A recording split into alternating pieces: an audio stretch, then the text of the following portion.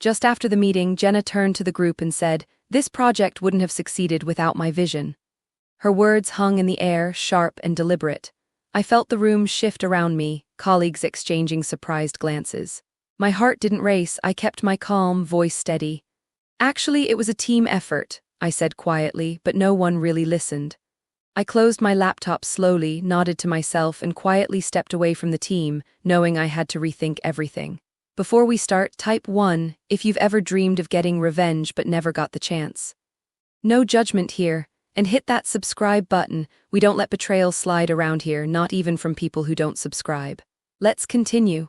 My name is Madeline Reynolds. I'm 32 years old, a product manager by profession, and the kind of person who thrives on structure and quiet ambition. For years, I dedicated myself to my team at Innovatech, the mid-sized tech firm where I worked. I wasn't the loudest voice in the room, but I made sure my ideas carried weight, not through bravado, but through careful research, steady execution, and an eye for what the market really needed. The project Jenna took credit for was more than just a line on my resume. It was the culmination of months spent sketching prototypes late into the night, testing hypotheses, and quietly rallying support among a handful of trusted colleagues. When the pitch was successful and the company began to notice, I expected a shared recognition. Instead, Jenna's words in that meeting sealed the truth. My ideas were no longer mine in the eyes of others. Early signs had been there, subtle and easy to dismiss. Jenna had grown more distant in recent weeks, responding tersely to my suggestions, taking credit in small meetings, subtly shifting conversations away from me. Once, during a casual lunch, a mutual colleague mentioned, "Jenna's really steering the project now. Heard she's the one leading the next phase." I nodded, forcing a polite smile, but inside a quiet alarm had rung. Still, I told myself it was just office politics, something temporary. I chose silence not out of weakness but out of strategy. Reacting in anger would have played into their hands. I needed to prepare, to gather facts and find my own way forward. My first step was to quietly document everything. I started saving emails, drafting timelines, and making notes about the development process, carefully marking when each idea had been proposed and by whom. I kept this evidence in a secure folder on my personal device, discreet but accessible. In those weeks after withdrawing from the team, I retreated into a space of silent preparation. I met with Natalie, an old friend who had become a corporate lawyer. Over coffee one afternoon, I laid out the situation, careful to present only facts. "You're sure you have enough evidence?" Natalie asked, her tone measured but supportive. "I've been tracking everything, emails, project notes, even early designs saved with timestamps," I replied, watching her eyes narrow thoughtfully. "But I don't want to rush into anything. Right now, I'm focused on what comes next." She nodded. "Good, it's important to be methodical. You want a strong case, not just an emotional reaction." At home, my small apartment became both sanctuary and war room. Late nights were spent reviewing the company's policies on intellectual property and employee contributions. I also dug into industry news and legal precedents, cases where ideas had been misappropriated and the original creators had fought back and won. This was no longer just about what happened at Innovatech. It was about taking control of my career and my future. Meanwhile, friends and colleagues noticed the shift. At a weekend brunch, my longtime colleague Jacob looked concerned. "Madeline, you've been quieter these days. Everything okay?" he asked gently. "I'm fine," I answered, keeping my voice steady. "Just focusing on some new plans. Sometimes stepping back is the best way forward." Jacob nodded slowly, but I could see the worry in his eyes. He was one of the few who knew the full story, someone I trusted to keep confidences. In private moments, I reminded myself why I kept calm. This was not a defeat. I had already started envisioning my next move, one that didn't rely on others taking credit. I began researching rival companies quietly, identifying those with cultures and leadership styles that valued innovation and integrity. The goal wasn't revenge, it was to reclaim my voice and leadership on my own terms. To keep my mind sharp, I enrolled in an online leadership course focusing on negotiation and executive decision-making. Each lesson felt like laying bricks for a new foundation. The frustration and quiet pain of betrayal turned into fuel, a drive to emerge stronger. By the time 6 months had passed, I had amassed a comprehensive portfolio of evidence, a clearer vision for my career, and the support of trusted allies. I was ready, not for confrontation, but for a fresh start, one where my work would be recognized exactly as it deserved. The quiet preparation had given me something more powerful than a loud argument: certainty, control, and a plan. The day they officially let me go was quieter than I imagined. There was no dramatic showdown, no angry words exchanged. Just the cold professionalism of an HR manager sliding a termination letter across the conference room table. I remember sitting there, the soft hum of the office outside contrasting sharply with the weight of those few printed words. Position terminated effective immediately. Jenna was there too, standing just outside the glass wall, her expression unreadable. I met her eyes briefly. No remorse, no apology, just a faint flicker of something like triumph, but inside I remained calm. I folded the letter neatly, slipped it into my bag, and stood up with steady composure. "Madeline," the HR manager began, "we appreciate your contributions. We're confident you'll find new opportunities that align with your talents." I nodded politely. "Thank you," I said evenly. "I appreciate the clarity." Walking out past colleagues whose faces bore a mixture of surprise and sympathy, I kept my steps measured. Jacob caught my eye and gave a subtle, supportive nod. I returned it with a slight, grateful smile but said nothing. No need for drama. Later that afternoon, I found myself in my favorite quiet cafe, the one I'd often visited during lunch breaks to clear my mind. The barista, a friendly woman named Lena, noticed me immediately. "Madeline, I'm sorry to hear. Everyone's talking about the changes. You okay?" she asked softly as she placed a cappuccino on the table. I smiled, keeping my voice calm. "I'm fine, Lena, it's just another chapter." She nodded, but I could tell she wanted to say more. Instead, she simply said, "If you ever need anything, we're here." That small kindness felt like a quiet anchor. Around me, the cafe buzzed with life, families chatting, students studying, and couples sharing laughter. Life went on. And so would I when Jacob called that evening. His voice was tinged with frustration. "They're saying you walked out like you didn't care," he said, the disbelief evident. "You should have fought harder." I took a breath, steadying my thoughts. Jacob, sometimes walking away is the strongest move. Fighting blindly isn't my style. He was silent for a moment. "I just don't want to see you swallowed by this." "I'm not," I assured him. "I've got plans, bigger ones." That night, alone in my apartment, I allowed myself a moment to acknowledge the sting of betrayal. Not loud, not overwhelming, just a quiet ache beneath the surface. But there was no room for doubt. I had already started building a foundation for what came next. The tension in those weeks was palpable. Jenna seemed to grow more brazen, visibly stepping into the spotlight I'd once held with quiet confidence. At company meetings, her name was praised, my absence barely noted. Yet through it all, I kept an eye on the bigger picture. I didn't let bitterness cloud my judgment. I leaned on Natalie, my lawyer friend, more than ever. During one evening call, she sounded firm. "Madeline, they've got their version of the story, but you have documented evidence and you have credibility. Don't let them rewrite history." Her words bolstered my resolve. Friends rallied quietly, offering encouragement without prying. At dinner one night, Emma, a close friend since college, pressed gently. "Are you sure you want to go back into that fight?" I met her gaze. "It's not about going back. It's about moving forward on my own terms." Emma smiled, impressed. "That's the Madeline I know." Meanwhile, I sharpened my skills, building a stronger profile outside Innovatech's shadow. I refined my pitch, researched companies that valued innovation and leadership, and connected discreetly with recruiters. Each conversation was a thread weaving a new future. Inside me, a quiet fire burned, not from rage but from clarity and purpose. I wasn't defeated.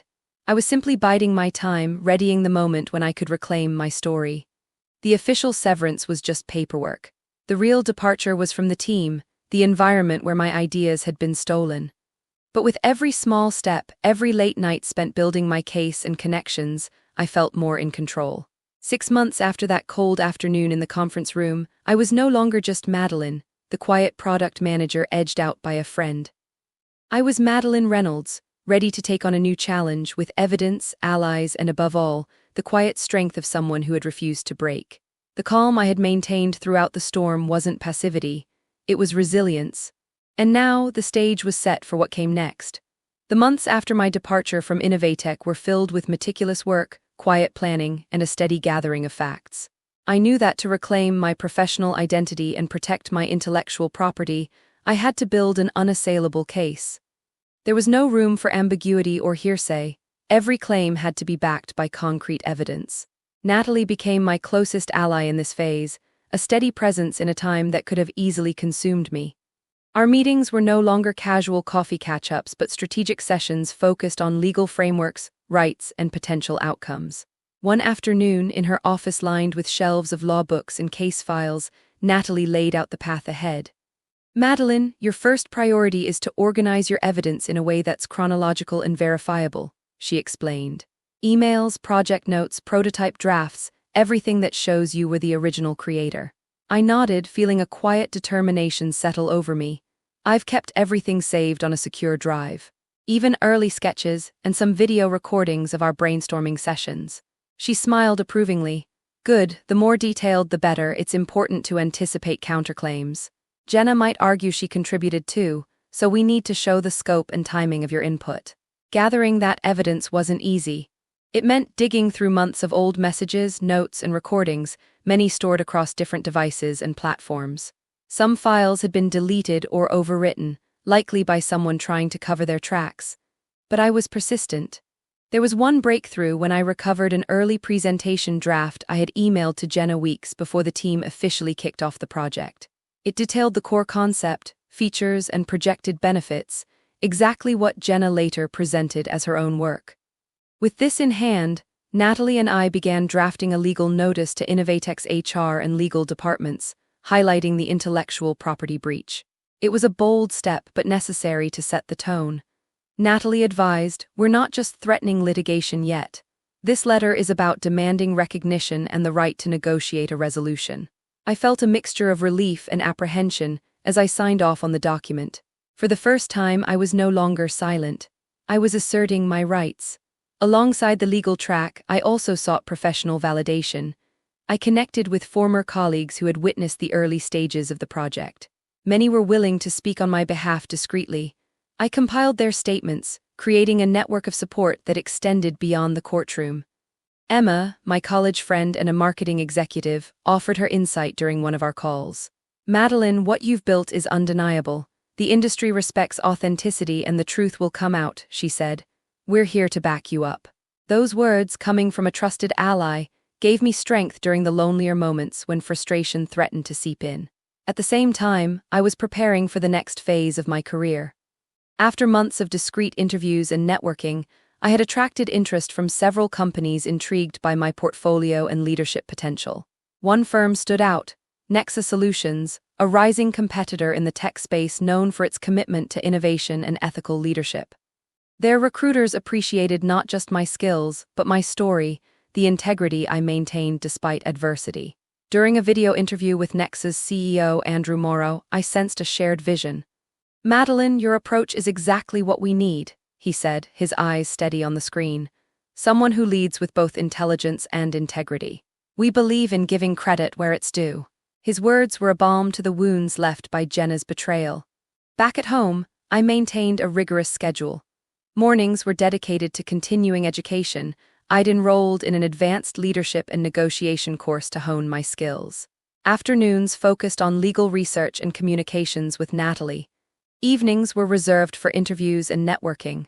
One night, during a particularly intense session reviewing case law, my phone rang. It was Natalie. "I have some updates," she said briskly. "Innovatex's legal team has responded. They're disputing the claim, saying Jenna was the lead contributor." I exhaled slowly, steadying my nerves. "So it's going to be a fight." "Yes, but we're prepared. I've identified some weaknesses in their argument, plus your evidence is strong. This will come down to strategy." That night, as I reviewed documents under the soft glow of my desk lamp, I realized that the battle ahead wasn't just legal. It was a test of patience, resolve, and the ability to outthink an opponent who believed they could silence me. Yet, amidst the mounting pressure, I felt a quiet confidence. This was not just about reclaiming credit. It was about reclaiming control over my narrative, my career, and my future. The following weeks were a whirlwind of consultations with experts, intellectual property consultants, industry veterans, and forensic analysts who helped verify timestamps and digital footprints. Each piece of verified information tightened the web of proof. Natalie's voice remained steady in each meeting. "Madeline, the goal is not just to win, but to ensure you emerge respected and recognized. Every move must be calculated." Her words echoed my own mindset. This was a chess game, not a brawl.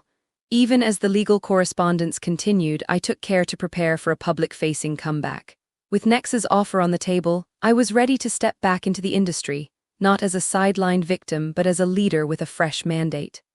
One afternoon, as I updated my portfolio and drafted a presentation for Nex's board, Jacob stopped by my apartment.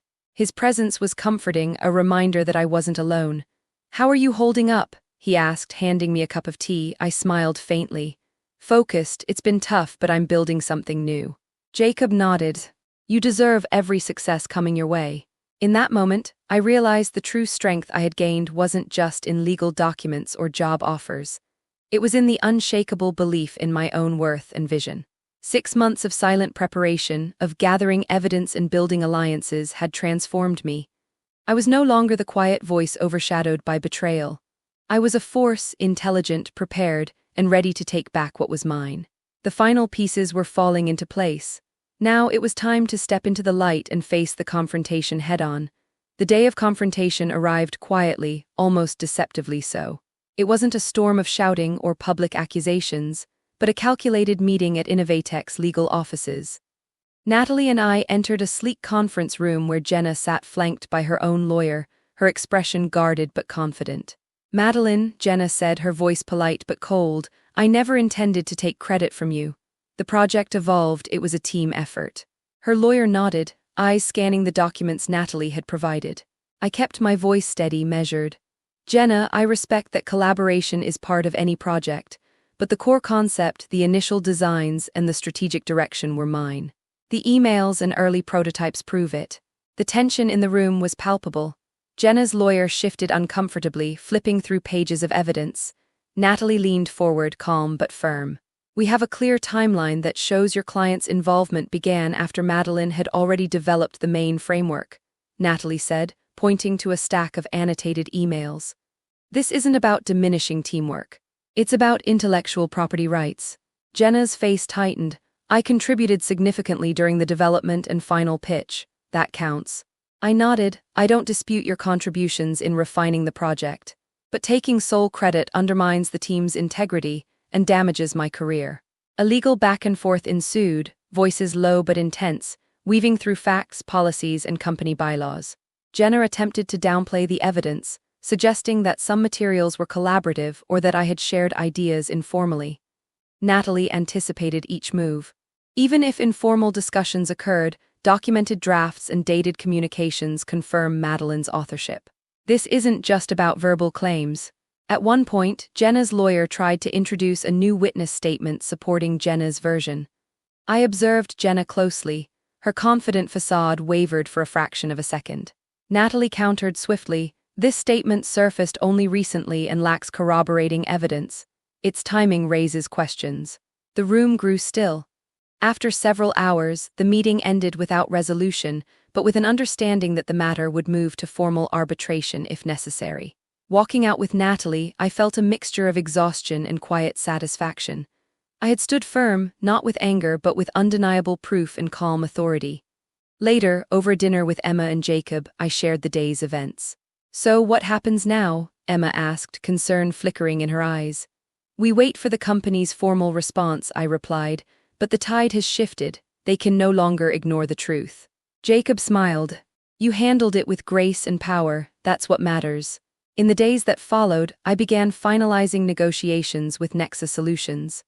Their offer was now concrete, a leadership role as product director, a chance to lead innovation on my own terms. Andrew Morrow, Nexa's CEO, called personally. "Madeline, your resilience and integrity are exactly what we need. We're excited to have you on board." The contrast between Nexa's belief in me and Innovatech's betrayal was stark but invigorating. At home, as I prepared for my new role, I reflected on the confrontation. It hadn't been a dramatic showdown but a battle of wills and evidence, fought with intelligence and patience. I hadn't needed to raise my voice. My preparation spoke for me. Jenna's silence in the aftermath was telling. I knew the outcome had rattled her confidence. This confrontation was not the end but a decisive turning point, a moment where the quiet strength I had cultivated emerged victorious. I was ready to step forward, leaving betrayal behind, armed with clarity, support, and a new beginning. Stepping into my new role at Nexus Solutions felt like breathing fresh air after months trapped beneath a heavy cloud. The office buzzed with a different energy, a culture that valued ideas, honesty, and leadership grounded in respect.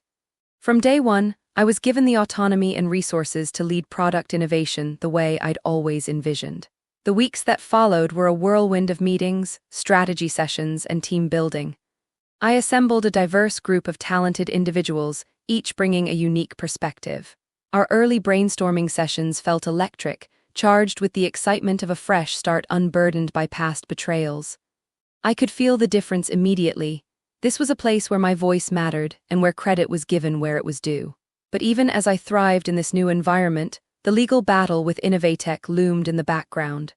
Natalie kept me informed with meticulous updates, each message reinforcing the strength of our position. "Madeline," she said during one call, "the arbitration panel has reviewed our evidence. Innovatech is beginning to concede ground. They're offering a settlement to avoid further exposure." I paused, considering, what are the terms? "Recognition of your authorship, a financial settlement, and a non-disparagement clause," Natalie explained. "It's favorable, but it requires your approval." I knew this was the moment to weigh pride against pragmatism. The battle had taken its toll, but winning meant reclaiming my professional identity and moving forward without endless conflict. After discussing with Emma and Jacob, I agreed to the settlement. It wasn't just about money, it was about restoring the truth and closing a painful chapter.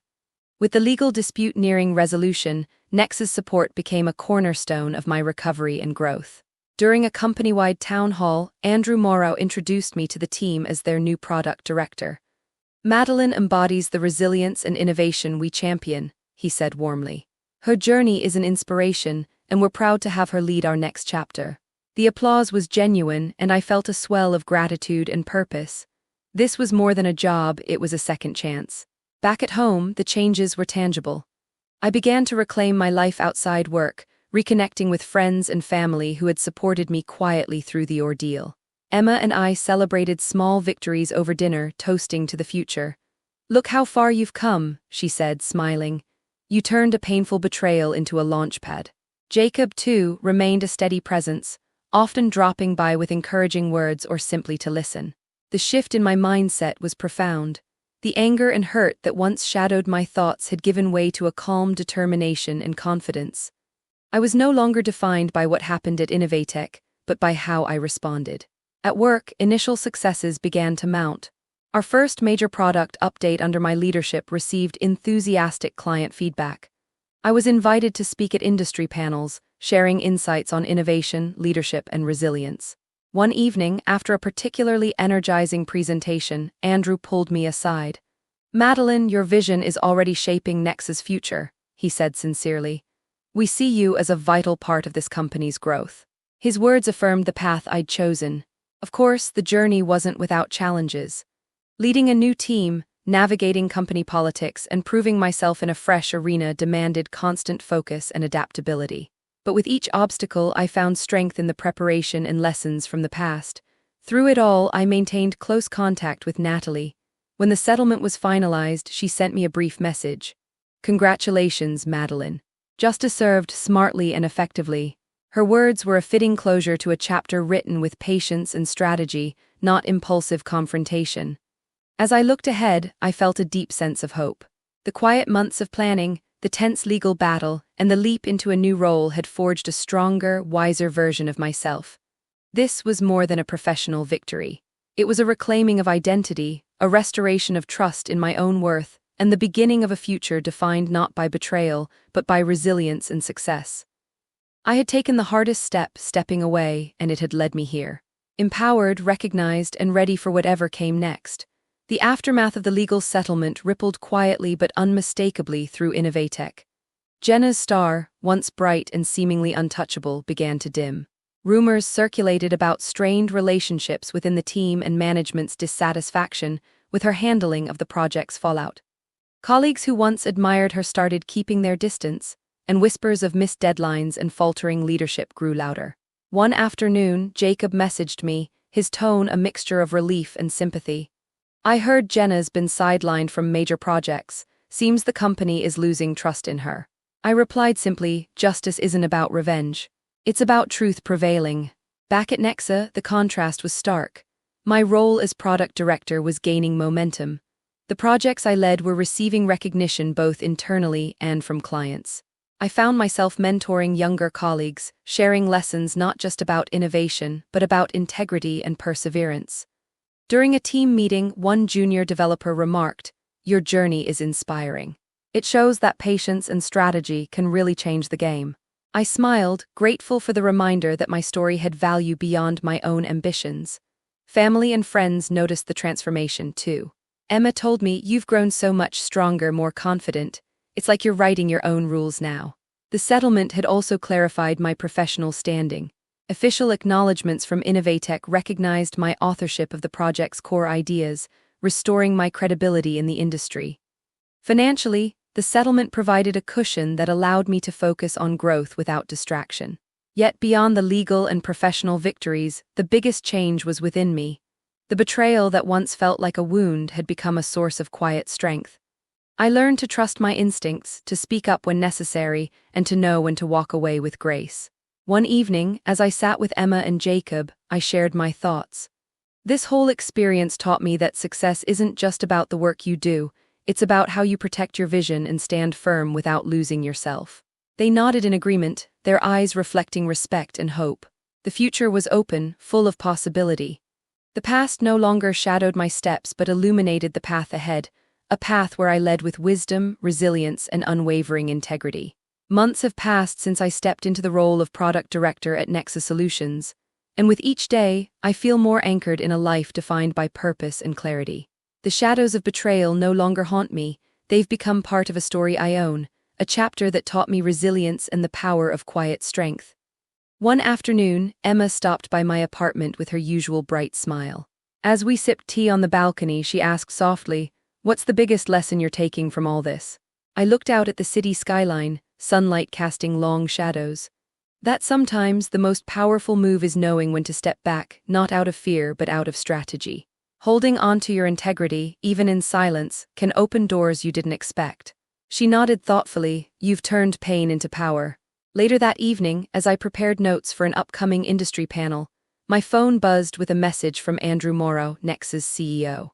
"Looking forward to your keynote. Your journey inspires many. Keep leading with that strength." I smiled, feeling a quiet pride, not just in my career but in the woman I've become. In moments of reflection, I remind myself that this is just the beginning. There will be new challenges, new battles, but now I face them armed with experience and calm conviction. I've learned that success isn't measured solely by titles or accolades, but by the wisdom to protect your vision, the courage to rise above betrayal, and the grace to build a future on your own terms. As I close one door behind me and step confidently through the next, I carry with me the quiet knowledge that no one can steal what I truly own, my integrity, my voice, and my story. The future is mine to shape.